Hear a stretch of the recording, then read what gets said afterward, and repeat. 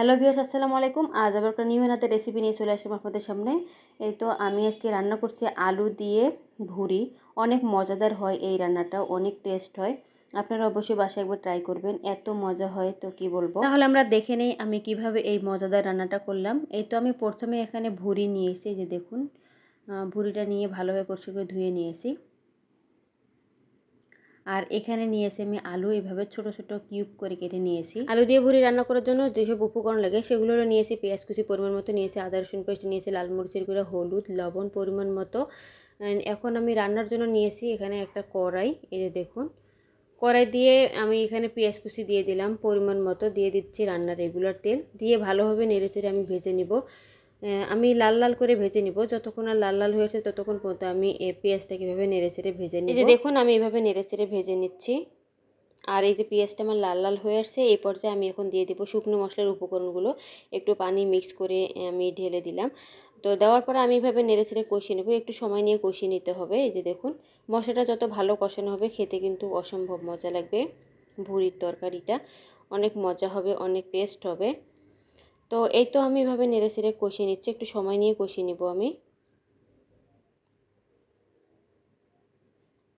দেখুন আমার মশলাটা কষানো হয়ে গিয়েছে। এখন আমি দিয়ে দিচ্ছি ভুড়িগুলো দিয়ে ভালোভাবে নেড়েচেড়ে আমি কিছুক্ষণ কষিয়ে নিব।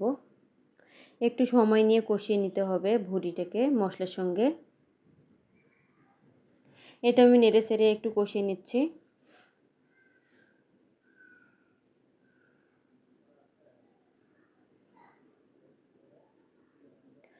একটু ঘন ঘন নেড়েচেড়ে দিতে হবে, নইলে সাইডে লেগে পুড়ে যাবে, এই জন্য। তো আমার ভুড়িটা কষানো হয়ে গিয়েছে। এখন আমি দিয়ে দিচ্ছি আলুগুলো, যে আমি ছোট ছোট কিউব করে কেটে রেখেছি, এগুলো দিয়ে দিচ্ছি। দিয়ে ভালোভাবে নেড়েচেড়ে আলুর সঙ্গে কষিয়ে নেব কিছুক্ষণ। একটু সময় নিয়ে কষিয়ে নিব আমি। তো নিচে লেগে যেন না যায়, এজন্য আমি একটু পানি দিয়ে দিলাম। পানি দিয়ে আমি একটু কষিয়ে নিচ্ছি। যেহেতু ভুড়ি একটু শক্ত হয়, এর জন্য একটু সময় নিয়ে কষিয়ে নিতে হবে। দেখুন, আমি এভাবে নেড়েচেড়ে কষিয়ে নিচ্ছি এভাবে।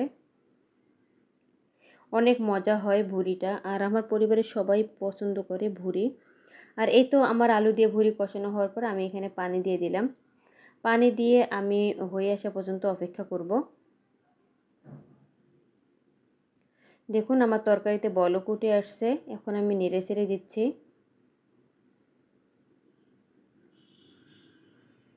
এই যে দেখুন,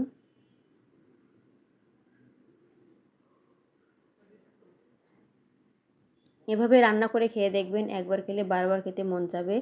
আলু দিয়ে ভুড়ি রান্না অনেক মজা হয় এই রান্নাটা। আর এই যে দেখুন, আমার কিন্তু রান্না প্রায় শেষের দিকে। এই যে আমি এখন নামিয়ে নিচ্ছি, নামিয়ে পরিবেশন করে দেখাচ্ছি।